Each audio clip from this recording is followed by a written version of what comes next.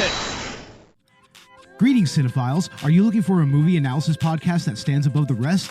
Then look no further than Collateral Cinema, the only movie podcast that matters. We analyze good movies, we analyze bad movies, and yes, we also analyze the in-betweens of the world of cinema. So if you like what you hear, find us on Facebook, Instagram, and Twitter. And listen to us on Apple Podcasts, Spotify, Google Podcasts, and wherever you get your podcasts. And yes, my friends, we are 420 friendly. So when you listen to us, smoke it if you've got it. And now, here's a new episode of Collateral Gaming. The show starts right now. Take that! I'm Ashley Chancellor. And I'm Bo Maddox. And this is Collateral Gaming. Eureka!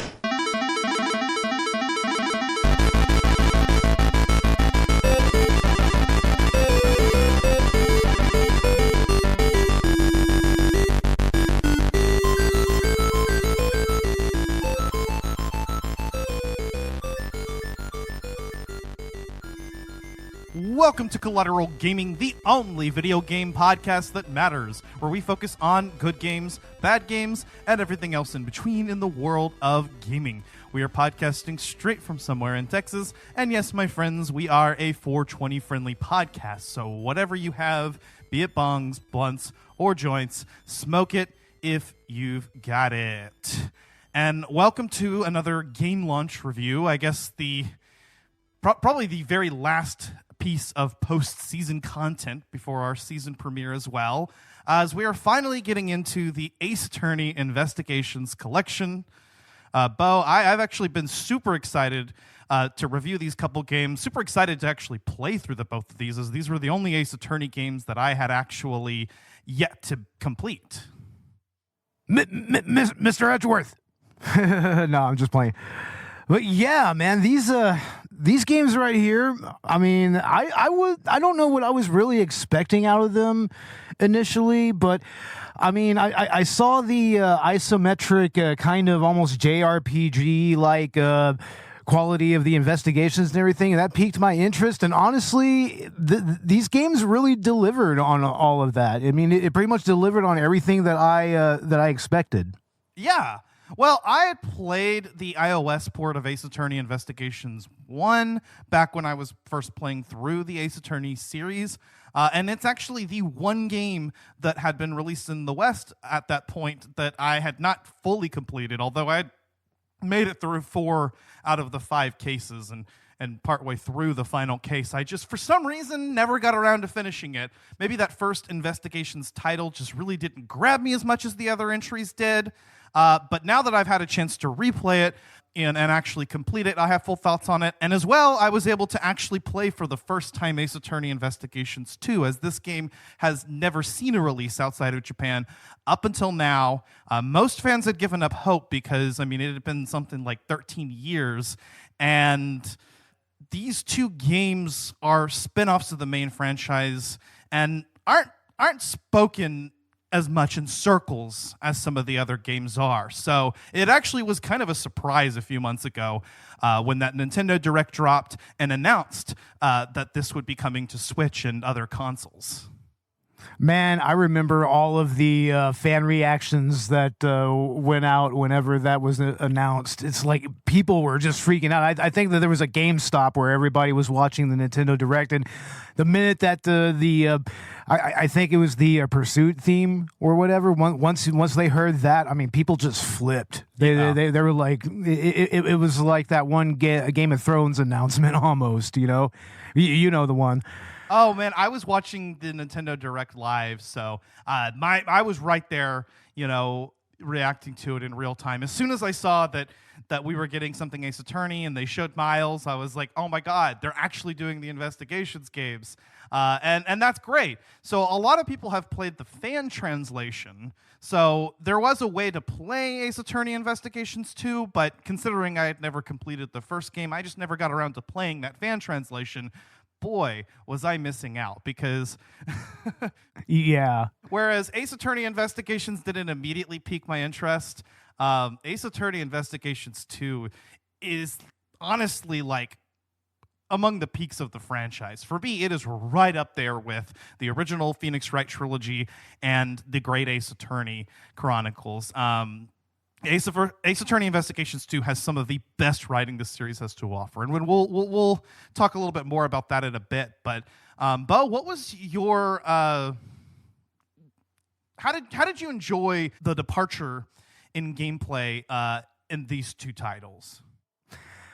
Well, first of all, I'm going to say that unlike a lot of people, I did really like the first Ace Attorney Investigations. I really liked the story. I thought it was very engaging. I really liked the I really liked the approach to the overarching story throughout and everything. But as far as the gameplay and everything, this is almost like the most condensed version of the traditional Phoenix Wright gameplay loop, but also a bit of an aberration from it, you know, because we do have some of the really familiar mechanics from Phoenix Wright, like, for instance, the collecting of evidence and examining it and everything, and also, you know, the testimonies, which in this case are just arguments and rebuttals, you know, and since you're not in court or anything. Yeah. And honestly, like I said, I really like the isometric overview of the actual investigation scenes, you know, and actually being able to explore the backgrounds and everything a little more in depth than we were able to in previous Phoenix Wright Ace Attorney games. Yeah, so the Ace Attorney investigation games are somewhat different in that they're not really visual novel adventures like the other games are, but just kind of straight up adventure games, and actually being able to get in on the action and investigate these crimes sometimes hours after they've occurred, and be able to actually move Miles Edgeworth around and check things out and talk to people. It really is a refreshing change of pace while still containing a lot of those core elements. Like you said, I mean, you're still collecting pieces of evidence, and you're still doing what are essentially testimonies. I mean, gameplay-wise, they're identical. They're just maybe a little bit more fast-paced and interspersed in a way that you don't have these quite so distinct stages that the main games do, where it's, you know, investigation and trial. And you know, being able to actually see Miles Edgeworth in third person rather than that first person view that we saw in Investigations is nice too, because, you know, you're always able to see his reactions to things. So, yeah, this was actually a pleasant surprise for me, you know, when I initially started playing the first game and on replay here. I never thought the first Investigations game was bad. I just, for some reason, it didn't quite hook me initially, but I actually had a much more fun time with it in this one. Yeah. This time around. It's that kind of seems like the consensus amongst the fandom regarding the first game. And I mean, and then as you know, I'm kind of the type that likes to kind of go against the fandom a little bit in certain things. I mean, sure. Like for instance, you know, Turnabout Big Top is one of my favorite cases, and that's mainly because Mo of the Clown. So, yeah. But I mean, I thought that it's really what you would give somebody who maybe doesn't really like the traditional Phoenix Wright games and the whole gameplay loop there and the whole visual novel presentation and everything. This is for those people who don't really get into that part of Phoenix Wright, but you know, it's also a really condensed version of the regular gameplay loop, you know, and it's very much for people who may not like the mainline Phoenix Wright games even. Yeah, you know, because it gives you enough to do and it gives enough of a different perspective in everything that, you know, people who may not get into the original gameplay loop, I mean, they will actually kind of, you know, might actually get into this because it's a little more hands-on in many ways. Exactly. I think this is a great way to sort of sample the series. If maybe, you know, the visual novel type, this doesn't seem like the kind of game that you might want to play, or you're not interested in, or you've tried it and you're just not quite getting into it. This is a much easier transition, and you could play these games theoretically by themselves. They're standalone stories like every Ace Attorney game is. That being said, there are a lot of references to past titles, and I feel like the game is enjoyed best with all of those. But certainly by no means could you not start here. In my opinion, I think this is the ideal couple of games to play right after the Phoenix Wright trilogy. So if you start with the original 3 games, and I didn't even really do this. I mean, I kind of tried Ace Attorney Investigations 1. It didn't really catch me, so I just started playing Apollo Justice instead, and then I kept playing through that, and but it is kind of a nice change of pace, a little bit of break from that style of gameplay that we see in all the games, and it gives you an opportunity to check in on some characters, because there'll be many familiar faces that they pepper throughout these 2 games, as well as some of the best original characters that this series has to offer.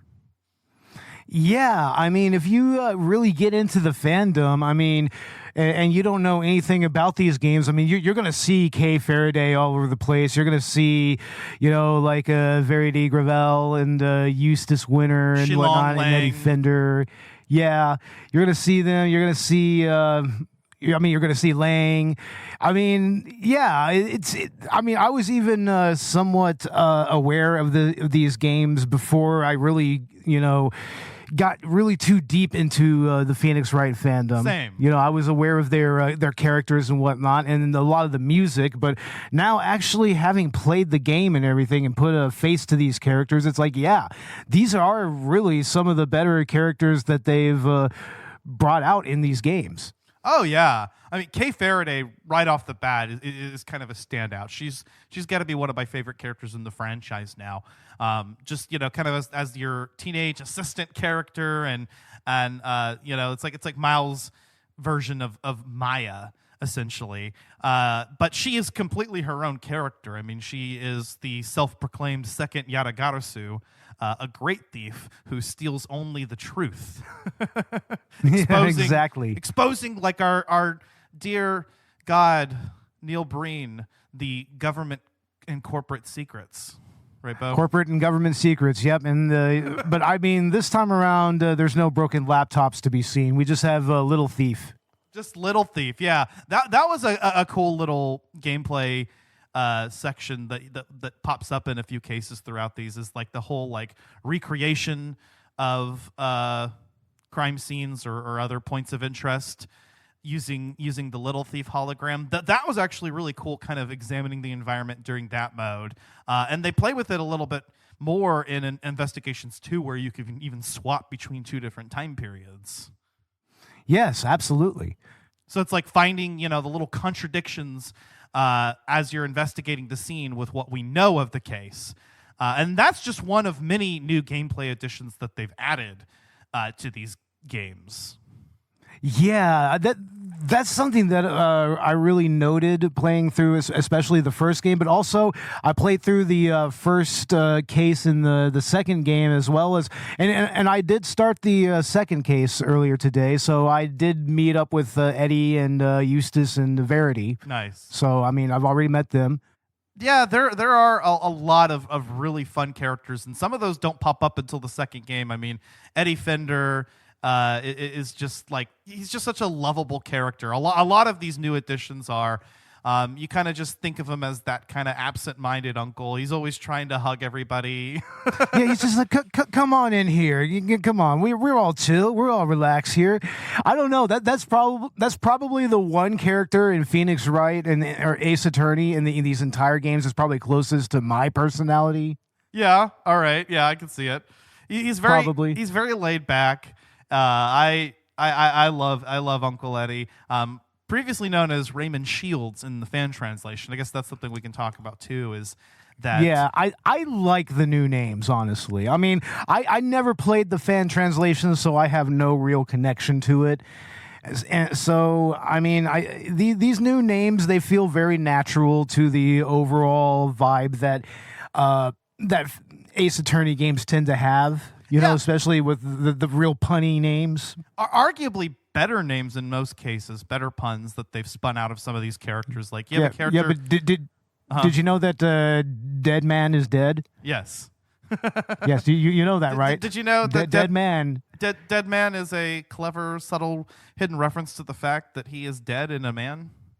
He is dead, and he is a man. Yes, he is very much a dead man. I mean, we can't talk about Ace Attorney Investigations without talking about Dade Man. Of course. No, we can't. A man who is dead. Yeah, hold on. There's a copy pasta here. I found this on Reddit somewhere, and I've had it saved here. You probably didn't know this, but Dade Man's name is a subtle reference to the fact that he isn't actually alive.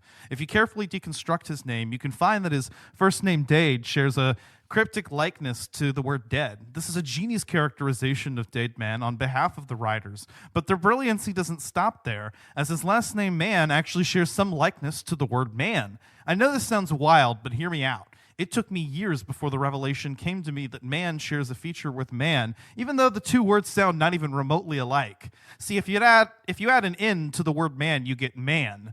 This hidden lore then in turn connects to the fact that Dade Man is actually of the male gender besides being a dead person. I know I'm being very interpretive here, but it's my self-realized headcanon that Dade Man is a wordplay on dead man. Never before have I seen a character with so many different sides. Wow. Never change, Reddit. Never change. Never fucking change. So, yeah, you can't talk about Ace Attorney Investigations without talking about Dade Man. Truly. You just can't. No, not at all. So, yeah, the puns are very good, as per usual, or very bad, which makes them very good. And like you, I had no attachment to the previous names. I mean, obviously, I'd heard them come up a lot in discussions, but I think for the most part, Capcom's new names are actually better than the fan translation ones. Obviously, we got to talk about the elephant in the room, Eustace Winter. People were very attached to the Sebastian de Best name. I'm just going to go out and say it. He is exactly a Eustace. The Eustace fits him very, very well. Yes. Yes, if there's anyone who is a Eustace, who fits the archetype of a Eustace, yeah, that would be him. It's either him or Eustace from Courage the Cowardly Dog. So, yeah. Yeah, Eustace is actually perfect for him. And you also get the clever pun, Useless Winner. Exactly. Oh man, when Francisco whips the fuck out of him, I've never felt more alive. It was like I was like Arthur Fleck in Joker 1. You get what you fucking deserve. Oh, I would whip him as well. I've barely interacted with him, and I want to see him whipped. So yeah. Nothing in this series has come close to that satisfaction. But he has a whole character arc. Let's just say he has daddy issues, all right? We'll leave it at that. We're going to keep this spoiler-free, but... Oh, no. You know what? Even by the end, fucking Eustace, I came around to him. Another great character at the end of the day. You also have Verity Gavale, previously known as Justine Courtney. That's the name I can say is definitely better out of those three. Yeah, Justine Courtney sounds way too on the nose. Yeah, I like Verity Gavale. Mind you, the fans that are bitching about this, it's kind of funny because it's a thing that's actually been around for quite a while. I mean, even if you go back to when Apollo Justice was localized, people were not happy about the choice of Apollo Justice, apparently. You could see people whining about it even as far back as then. I'm sure there was some controversy when the Great Ace Attorney games were localized. Probably. I'd imagine so. I haven't really looked it up and seen any, but yeah, I would imagine so. Yeah, so, it's nothing new. Obviously, people are going to be attached to those names, and honestly, I don't want to shit on the fan translation.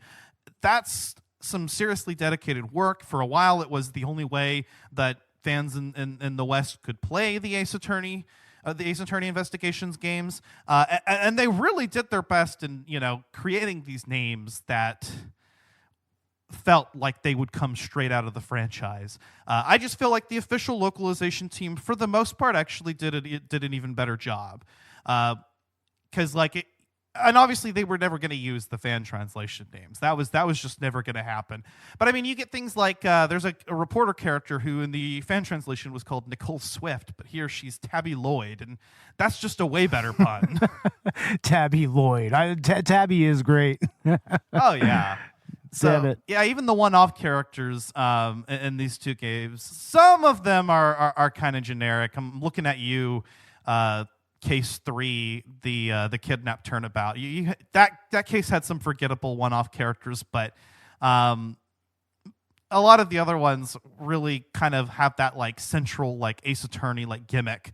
So and then Investigations 2 is a damn near perfect game as far as stories, characters, everything is concerned. Like there's not a single fucking filler case in that game. Everything ties into the overarching narrative, and it is just brilliant. and that's amazing coming from a series that is kind of notorious for having, really obvious filler cases in almost every game. So, yeah, that is saying something. Yeah, and really, Ace Attorney Investigations 1, most of everything ties in. The only case that's closest to a filler case is Case 3, and even that kind of ties into the whole smuggling ring overarching plot that they're doing, which ties into the Aragarusu, and that all gets resolved in the final case of that game. Yeah. Mind you, that final case, most of the cases in Ace Attorney Investigations were very condensed, they were fast-paced. They go by pretty quickly, but that final case does drag a little bit, especially towards the end. You're kind of like, okay, all right, let's... All right, come on now. Hold it! You can't be that impervious to justice. It's like, come on now. Let's not do the spoilers, yeah? Oh, okay. Okay, sorry. Yeah, when you're taking on that final culprit, it's like, okay, you really can't be that impervious to justice. And if I hear the word extraterritoriality one more fucking time... Extraterritoriality, yeah, that's the big name of the game. Yeah, there. It's like, yeah. But it's a damn good case, all things considered. Very complex. Definitely out of this game, it's the most complex. But yeah, I gotta say, like I had absolutely like zero issues with Ace Attorney Investigations 2. That's a damn near perfect Ace Attorney game. Like you even get to play as Gregory Edgeworth during his final case, the one that resulted in the DL6 incident. I am absolutely looking forward to that. I mean, seriously. And in the first game, there was a flashback case where you get to actually see how Edgeworth and Gumfuck got together. Oh, that's classic, and also their relationship with Kay is kind of established there as well. Exactly. Yeah. Everything is established there, and the bond that Edgeworth and Kay developed during these two games is honestly amazing. Like. Oh yeah, it's adorable, honestly. Yeah, you'll really see as you get further into Investigations 2, because there's just so many cool things that they do with the characters. Circling back to the gameplay, there are a couple new things in these games besides just the investigation sections and the rebuttal and argument sections, which are just testimonies and cross examinations functionally. They also have a new mechanic in both of these called logic, and in addition to collecting evidence, sometimes Edgeworth will make a mental note of something, and so you'll have to connect these pieces of information in order to come to a logical conclusion.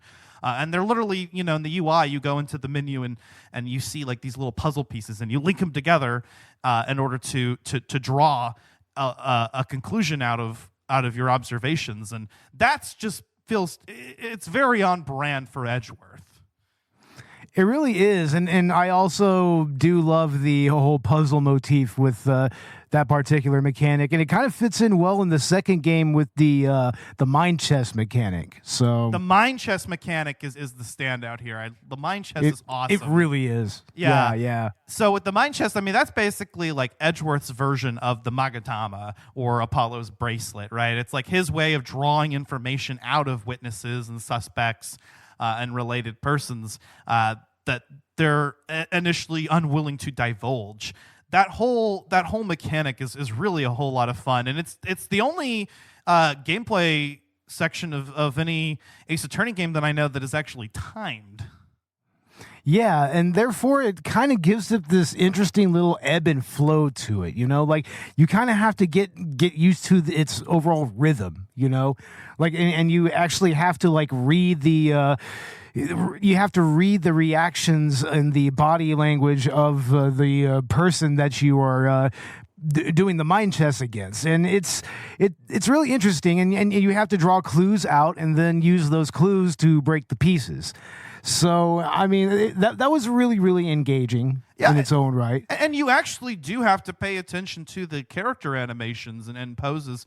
That's something, that I've sometimes used during cross-examinations in previous games, although I've never been, completely sure how intended it was or how much you're meant to rely on that. But Mind Chess actually turns it into a central mechanic, because you want to pay attention. There'll usually be one animation that the person you're playing against will use that will tell you whether when it's best to bide your time in order for them to give you a little bit more to work with.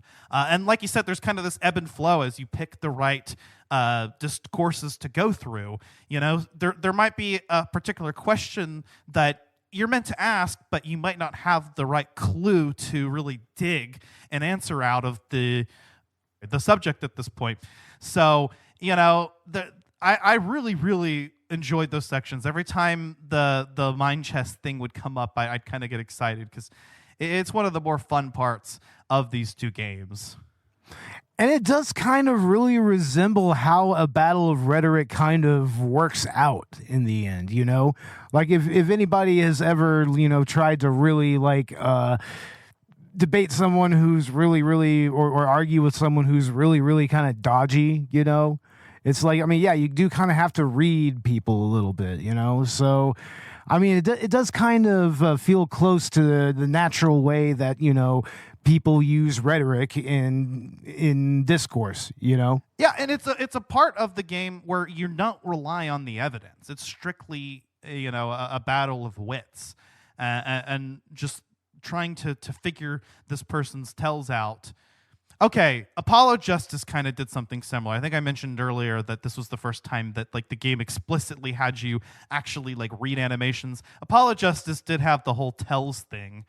Yeah, I was thinking about that earlier, and I mean, I'll say that's not really my favorite mechanic out of the series, to be honest. I liked it, but it definitely gets underutilized past the first game that was featured in it. It kind of just feels like more like an obligation.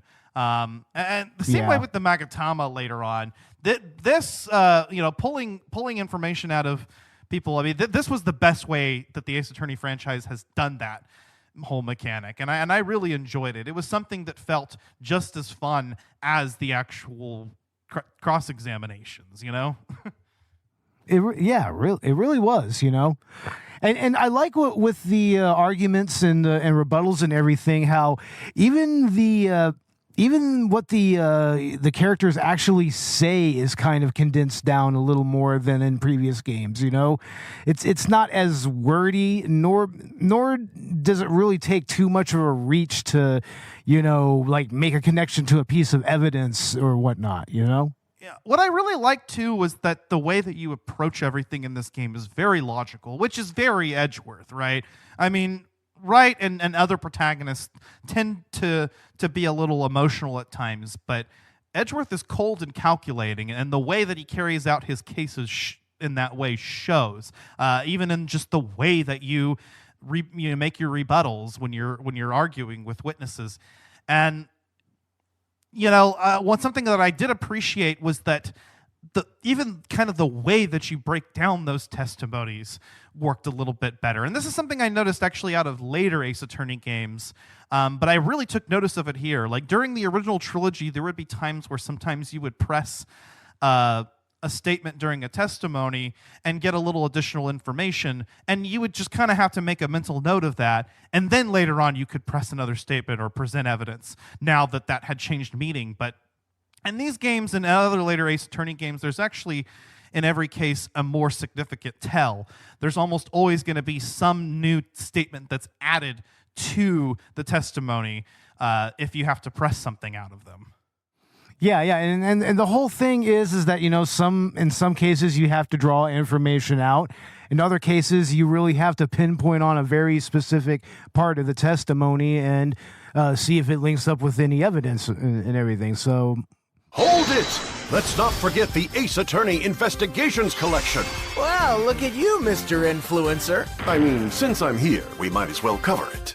This collection contains the 2 Ace Attorney Investigations games. They star me, Miles Edgeworth. I pursue the truth, not as a defense attorney, but as a prosecutor, in this new style of Ace Attorney game. Yeah, and where all of your rivals in the investigation series are just as weird as you. Interpol investigator Shilong Lang hates it when prosecutors get in his hair, which must be all the time for Mr. Werewolf. Agent Lang is admired by his many subordinates, right? So I suggest you watch what you say. And what if I don't? In the second game, a judge and Committee for Prosecutorial Excellence member, Verity Gavelle, stands in Edgeworth's way. She overrules people with her extendable gavel. I wonder if she uses that thing in court, too. Same, me too. Get to know me, Miles Edgeworth, better as you investigate behind the crime scene tape in my series. I also felt that role-playing as Edgeworth, I was more compelled toward perfection. You know, Edgeworth is not the kind of character that I see making these kinds of blunders, so I kind of wanted to just carry out these investigations near flawlessly. Of course, I save scum in all Ace Attorney games, but... Of course, yeah. But yeah, it's even during like the mind chess sections, you know, like I didn't want to mess those up. I wanted to really role play Miles Edgeworth, and he's put into some situations that he's not necessarily in his playing court. As shown in the other games, Edgeworth doesn't typically actually play a major role in most investigations. He lets Gumshoe and the police force kind of handle that. You'll notice that a recurring theme in each and every one of these cases is that Edgeworth is kind of forced into a situation where he's either there at the crime or he's called upon to actually carry out an investigation.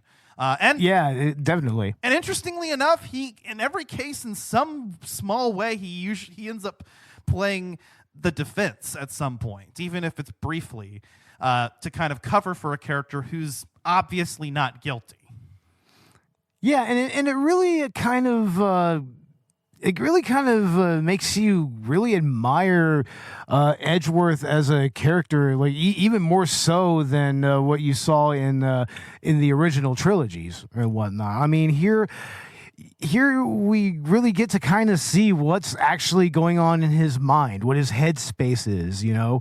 Like, we actually get to see his perspective. And honestly, I came away, you know, even liking him even more than previously, you know? Same. And I liked Edgeworth just fine in the original trilogy and whatnot. And but this right here, I think that it really develops his character even deeper than the previous games. I agree.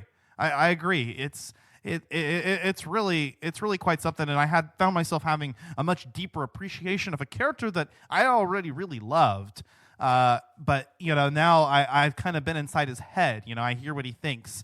And you just come out of it loving him a whole lot more. And there's some interesting character development that happens in Ace Attorney Investigations 2, where Edgeworth even kind of questions his path. You know, whether he wants to continue the path of the prosecutor or maybe follow in his father's footsteps as a defense attorney. Of course, if you've played the later games, you know he's remains a prosecutor, but...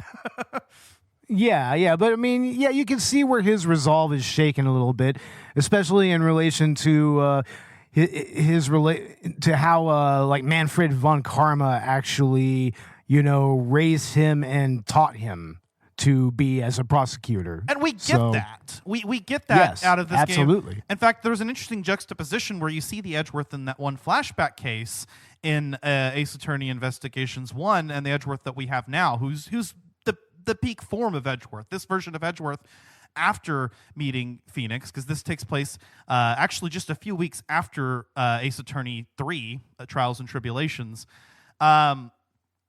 this version of Edgeworth actually pursues the truth above all else. And so there's an interesting juxtaposition with the Edgeworth of the past, who was striving for that perfect investigation, for that perfect prosecution case that Von Karma instilled in him. Of course, in that scenario, there's no more perfect investigation than, a correctly done one, and one where the result actually aligns with the truth. So it works for him in that case. But I liked seeing the difference in, even though the outcome was the same, and that we got the truth out, it's the method by which Edgeworth achieves that outcome. And through that, we get to really see the actual relationship between him and Francesca, especially going all the way back when they were both younger. I mean, here we have Francesca as a younger kid and everything, and we get to see that relationship develop a little bit. Oh God, and it's so good to get more Franziska and Gumshoe for that matter. Always. Characters that are notably absent from the later entries. He got the piss whipped out of him the entire fucking game. I love it. Poor Gummy. But you know what? Damn. Gumshoe has the most important character arc of all time. He gets a good ending for once. He absolutely does, and that's great to see, man. It's great to see that he prevails in the end. He does. You know? And it's actually the last chronological appearance of the character in Ace Attorney Investigations too. So even if we never see Gumshoe again, at least we got to see him actually triumph. Hell yeah, man. And it's a win that he needed. He needs those types of wins whenever he can. For real.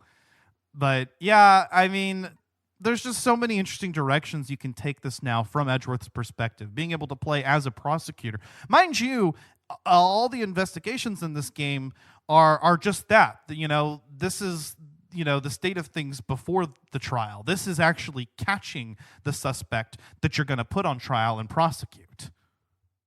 Exactly, and it kind of makes you think about all those previous cases you played and the Ace Attorney and the Apollo Justice trilogies, well, mainly in the Ace Attorney trilogies with Edgeworth, is, how exactly did he come about all that evidence that he used as trump cards and whatnot? Like, how did he interview these witnesses? What is the method to his madness? And finally getting to see that is really, really intriguing. Yeah, definitely. I think so as well. Just being able to kind of see this side, and really this is kind of disconnected from the rest of the franchise. The original trilogy. Phoenix Wright and company don't show up in this game beyond minor cameo appearances that are easy to miss. So this is a completely self-contained story, but there are plenty of references for the fans. And Edgeworth references the fact that Phoenix saved him more than once, and how that changes his outlook and the way that he conducts his investigations and prosecutes people. Yeah, and also I'm going to say that I really love how this game utilizes its universe. It's something that the Phoenix Wright games they always really excelled at, was how they use the universe and the world around them within that universe. It's like here even more so. Yes. Like for instance, what was the example I was going to use? Oh yeah, like for instance, the Steel Samurai, of course, has to make an appearance here, and that's actually utilized in a case to a very interesting effect. Let's say. Yes. Let's say, and from a person, and from a particular person who something smells funny whenever they are around. Yeah, it does start to smell, doesn't it? Yeah. And you know what they say: if something smells funny, Exactly. Yeah, so many characters pop up here, and it's actually the only chance that you have in some cases to kind of check up on some of these characters, one-off characters from previous cases. There is even an actual culprit that appears in this game. Well, actually, if you count Von Karma, him too, actually. Yeah. If you count Von Karma a little bit. Yeah. And also we do see some previous culprits in Ace Attorney investigations in the second case. Right. So, That's what I'm referring to. Yeah. There's an actual culprit okay. from the trilogy that shows up besides Von Karma, who is that was actually a welcome surprise. It really was, yeah. So and there's other characters in investigations too that you come across that it's lovely to catch up on and see them, because I haven't actually, I've played all the other games in the franchise, and so I've kind of missed them. And so it was actually kind of nice checking in with some of those familiar faces. And again, the new characters are just really, really well written. Like this game really kind of nailed what makes Ace Attorney Ace Attorney, arguably more so than some of the other entries. Yeah. Like even though this is so different, there's kind of an aesthetic here that calls back to the original 3 games. Some of the later mainline games, kind of feel detached from, and that was nice. Yeah, especially if you decide to use the pixelated characters. Like I went ahead and kept everything pixelated because I'm just a total slut for pixel art, Yeah. But, yeah, the pixel art I felt was not really that bad here, and it actually, it gave an interesting aesthetic to the investigations, to the investigation parts. I like that they have the option for both in this collection. We can talk about some of the collection features as well here, because they give you the option to switch between the new HD sprites or the pixelated, mini sprites. So, and even the backgrounds are affected, and you get to see, kind of the old res backgrounds with that. So, if you want that nostalgic experience, you can get it. In my opinion, I don't think the pixel art in Ace Attorney Investigations, for at least for the mini sprites, is that good. So I was totally on board with the HD remastered versions, and those sprites are more expressive than the original ones are, so you kind of get a little bit more out of the story that way. There's also an option to switch between the arranged music and the original tracks, which is man, nice. I'll tell you, in the non-pixelated art, man, Cammy looked so high. Cammy. Oh yes, that woman was high as fuck. Yeah, she was high.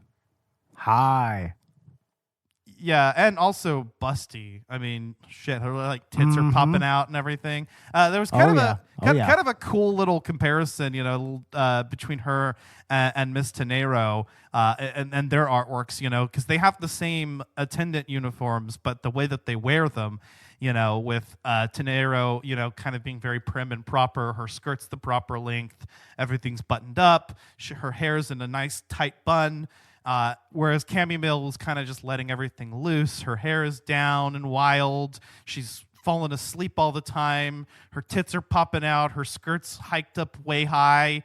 I actually thought that was kind of interesting, juxtaposing those two characters, and even the geometric designs with Tenero encompassing a lot of rhombuses and squares in her design, and Cammy with the circles.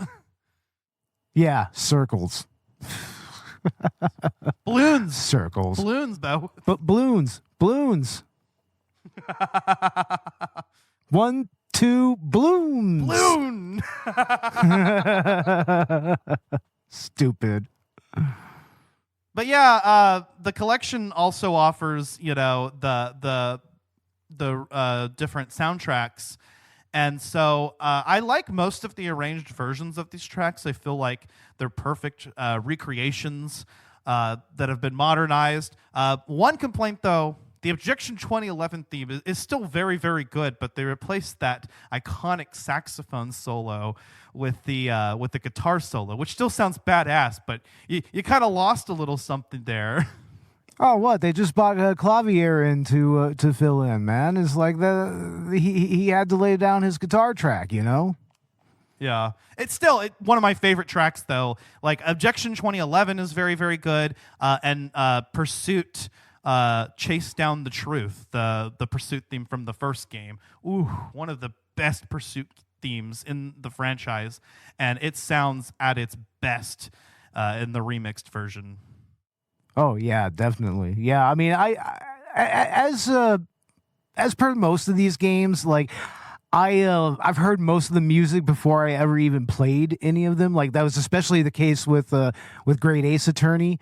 So I mean, I've already heard like Kay's theme. I've heard most of the pursuit themes from these two games and everything, and so those have already been like burned into my head pretty much. So I mean, yeah, the music here is quite superlative, and that's just to be expected from the Ace Attorney franchise, really. Of course. Yeah, the music is always very, very good. And if you prefer the original tracks, you can hear those too. Well, most of the tracks I think are actually the same. There's just a few of them that they rearranged and remastered, and yeah, it's a very excellent experience. Feels so badass just being able to kind of like take down these culprits, you know. And right in like real time, basically, you know, these investigations are very quick. They all happen within the span of a day or a couple days at the most. Yeah. So that's nice. You're constantly going from scene to scene. There's not a whole lot of, you know, the ability to kind of go wherever you want during investigations. It's streamlined, and so you're going to be taken where you need to go. But like I said, it results in these cases being a lot faster paced, and you know, that feels like a condensed experience, even if some of these are actually really fucking long. I mean, looking at the final case of Investigations 1, Turnabout Ablaze, Turnabout Legacy and Investigations 2, as well as the final case, Turnabout for the Ages. Yeah. But I mean, I do like how it kind of really felt like with the pacing of these cases were, it was a lot more streamlined, like you said. I mean, it's like it doesn't feel like you would take a few days to play through a case, you know? Like, I mean, I was able to get through some of these cases usually within one sitting. Yeah. I mean, say for the aforementioned cases that you brought up, but right, like the longer ones are, you know, you might have to digest in multiple sittings. But yes, a lot of these you can kind of just get through in a single day and get to appreciate that, and that helps with the nature of this game. You know, there's generally going to be a lot of different things that you're going to hold on to. You might have a piece of information you collect towards the beginning of an investigation that you don't actually connect and make a logical conclusion of until much later. And of course, there's always going to be evidence that doesn't, you know, that might seem arbitrary and random until at that perfect moment towards the end where you finally get to use it. Yeah. I mean, that's kind of a staple. There's almost always going to be some piece of evidence that seems that that doesn't seem very important, or you have no clue what it has to do with anything, and only for it to pop up later, much later. Like a samurai dog. Yes. Oh my God. But I guess we can go ahead and get into our final thoughts here on the Ace Attorney Investigations collection. So that is, again, the remastered collection of Ace Attorney Investigations Miles Edgeworth, known in Japan as Gyakuten Kenji or Turnabout Prosecutor, and Ace Attorney Investigations 2 Prosecutor's Gambit, or Gyakuten Kenji 2. So, Bo, what are your final thoughts on these games and the collection as a whole?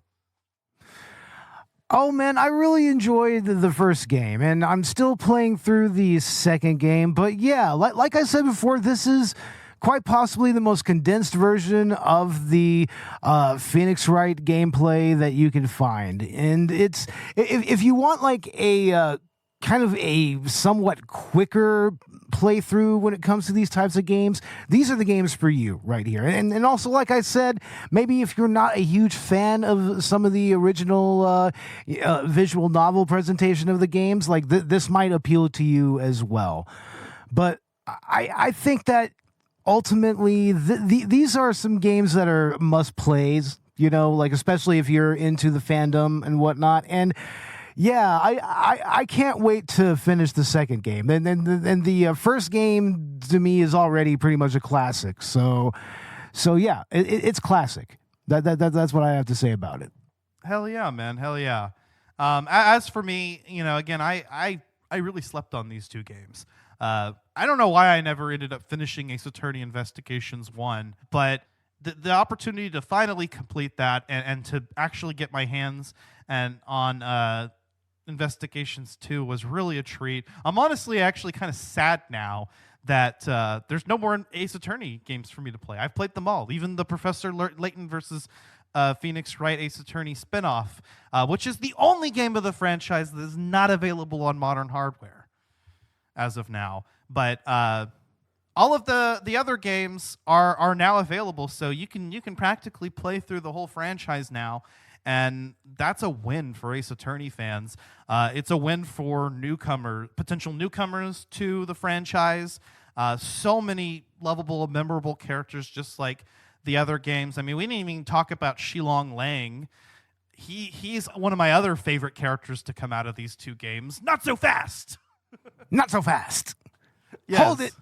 Yeah, he is great. He really is. Yeah. And the way that he eventually warms up to Edgeworth is also great. You can tell actually once you encounter him in the second game, like he already fucking he respects the man. Like there's kind of like a whole character arc with him, but the dynamic between them is interesting throughout. And yeah, I definitely wanted to mention him. I feel like he should have interjected, not so fast, Not so fast! to make sure that I didn't miss Exactly. talking about him during this review, because he's significant. But love all the new characters that I'd heard about but had not really gotten a chance to really explore. I loved seeing the old fan favorites come back, and I loved being able to play more Ace Attorney. This was a nice change of pace from the other games. I think that there's definitely a place for this for some gamers. Again, if you weren't really too impressed with the visual novel presentation, if that really isn't your cup of tea, this is something that you might be able to sink your teeth into and see what this series is about. So you could start with these games. I gotta say, the ideal playing order, again, would be starting with the Phoenix Wright trilogy, and then these two, and you'll end on a high note with Investigations 2, because it is phenomenal. Peak storytelling in this franchise. Follow that up with the Apollo Justice trilogy, and then end off with the great Ace Attorney games. And then I guess you can go and try out the Professor Layton game if you have a chance to, if you can play that, because the only way to play it is on 3DS. Damn. But I highly recommend that one too. That's also a great fucking game. Hell yeah. I would like to maybe find some way to track that down and play it. It would be interesting. And I've never really played the Professor Layton game, so it'd be an interesting introduction to that. So Yeah, that one really pulled me in. But yeah, this again is just quality content. Always love fucking playing Ace Attorney. And like I said, I'm honestly kind of sad now, because until they finally fucking announce Ace Attorney 7, that's it. yeah, we don't have any more releases. It's like, what are we going to do? I know, but I feel like Capcom must be building towards a new game announcement, because, I mean, they just dropped a shit ton of content on us. We got this year both the Apollo Justice trilogy and the Ace Attorney Investigations collection. So that's... The 2024 is a win for Ace Attorney fans, honestly. Absolutely. It really is. I'm sure Capcom must be building towards something, because they wouldn't be hyping up the franchise this much. And remastering these two games was really taking a chance, because from what I understand, Ace Attorney Investigations didn't do too well in the Western markets. And so that's why Investigations 2 was never released outside of Japan originally, was because the sales for the first game were just poor globally. Both games did do well in Japan, though, I've heard. And I think now, with the benefit of this being released, I think we're going to actually see a lot more favorable reception to these two games. I mean, I don't know how well this collection sold, but it's on all modern platforms. You can play this on PS4, Xbox, Nintendo Switch, PC. It's $40, and it's actually a really good bang for your buck. I mean, we're talking about easily up to a couple hundred hours of gameplay out of these two games, and I can't recommend it enough. Absolutely. So, and again, the presentation of this collection and the way that they remastered this, all the little bonus features that Capcom loves to add. I mean, you've got a whole character gallery where you can check all of the character sprites and even hear their voice lines. There's concept art. There's a whole soundtrack listener with the entire in-game soundtrack and a bunch of other added tracks. I pre-ordered the game, so I actually had additional tracks that I was able to listen to, and arrangements, orchestral, and God, yeah, there's just so much to do. So yeah. Oh yeah. But Bo, what's going on with Collateral Cinema? Collateral Cinema at this point is well into its 8th season, and if you want to hear our season premiere featuring Terrifier and Stu from Stu World Order, check out check out that episode. And by this point, I believe Texas Chainsaw Massacre should be out by then. And this Halloween, we will have both our Director's Cut Halloween episode featuring Terrifier 2 out. And also, we will be doing our Halloween special where we will be talking about Revenge of Michael Myers, Halloween 5, with Kaylee from Once Over Kaylee. So that should be out probably a little while after this episode is released. So I don't know. We'll see what's up. Well, by Halloween Day, right? At least by Halloween Day, yeah. Hell yeah, man. And on Collateral Gaming, we have officially wrapped up Season 6. So very soon here, we'll have out our Season 7 premiere on Doom 1993. And then Part 2 of the season premiere is actually going to be Doom 2016. So that'll be really fun. In between those, we should also have out our game launch review on Zelda Echoes of Wisdom, which came out late last month. And I'm really excited to get into that because, a new fucking Zelda game just dropped.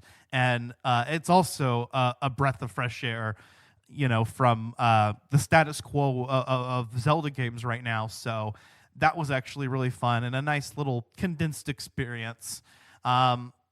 We should then be getting into our spooky season content. So our numbered review for this month is set to be Silent Hill 2 Remake, which I've been enjoying the hell out of. Part 1 will be a spoiler-free review like this one, and then Part 2 we'll get into full spoilers. And of course, we'll have out our Halloween special by Halloween Day. We are either doing the Callisto Protocol or Amnesia: The Dark Descent. And of course, a Halloween edition of the bonus round where Bo and I will be talking about Parasite Eve. Yeah, I'm looking forward to playing through that game. I have a file going right now, so I'm probably going to return to that. But yeah, that is pretty much Squaresoft's, before they were Square Enix and everything. That was Squaresoft's original take on survival horror. So yeah, it's a lot of fun to play through if you like RPGs and if you like survival horror. Yeah, I'm actually excited to finally check it out. And later this month, we're also getting the release of Call of Duty Black Ops 6. So early in November, we should be releasing our game launch review on that as well. And Zachary and I will actually be able to play that together at launch because next week I'm coming out to Georgia to come hang out with him and play some Black Ops. So it's going to be a fun time. Nice. Hell yeah. But you can find Collateral Gaming and our sister podcast, Collateral Cinema, wherever you get your podcasts. We are on Apple Podcasts, Spotify, Google, and anywhere else. Also, check out our Patreon, where we have exclusive Let's Play video game commentaries. And at some point, we should start adding to those. You can check out Collateral Let's Play on YouTube as well. Bo manages that. And, this season, I think I'd like to actually add on Collateral Gaming's end. Yes, we do have our Beat 'em Up Friday content. I haven't really done any new content under that particular series in a while, but we do have that on our YouTube, and also coming up very soon, we will be getting into, incidentally, our Phoenix Wright Ace Attorney playthrough. We're going to start with the first case of the first game and just pretty much play through the series, probably in the order that you recommended, Ash. So yeah, we're going to have a lot of fun getting into that, and hopefully Robert will be joining me for a lot of that because he needs to kind of be on our level here a little bit, you know? Definitely. So yeah, look for that coming very soon. Hell yeah. And if you'd like to support the show, you can also buy us a coffee on Buy Me a Coffee, and you can also check out our merch store on TeePublic. And I think we even have some Ace Attorney references in the works for future merch designs, which I'm excited about. Oh, yes, definitely. And we need to get Robert's T-shirt done. Yes, like we do. He has his own catchphrase, and we're going to totally make it a thing. It's totally going to be a thing. Totally. But Hell also hit us up on social media. We are on Facebook, Instagram, and Twitter. We do have a shitposting group, Collateral Media Podcasts, on Facebook, so you can join in on the fun and post about movies, video games, and pop culture media with us, share news and whatnot. It's a fun space to hang out. Absolutely. It's all kinds of fun. And it's also the most likely place where you will actually be able to directly interact with us. So, yeah, join us there. And we do post plenty of Ace Attorney related content. Oh, So- all the time. Yes. Lots of Ace Attorney related stuff on the shit posting group. So, yes, definitely. Yeah, all the Phoenix Wright and Miles Edgeworth memes, and it's a lot of fun. So Yeah, and all the arguments about ladders and step ladders and all that good noise, you know. So exactly. But with all that being said, I guess there really is only one thing left to say. oh yeah, definitely. Objection!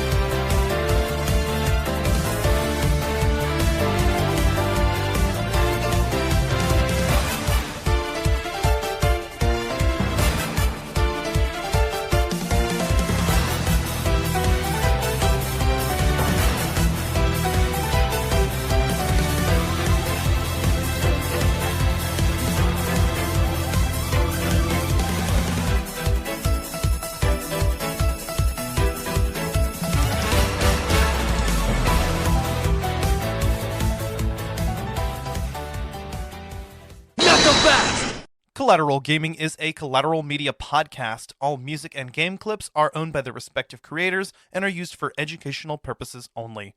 Please don't sue us. We're poor.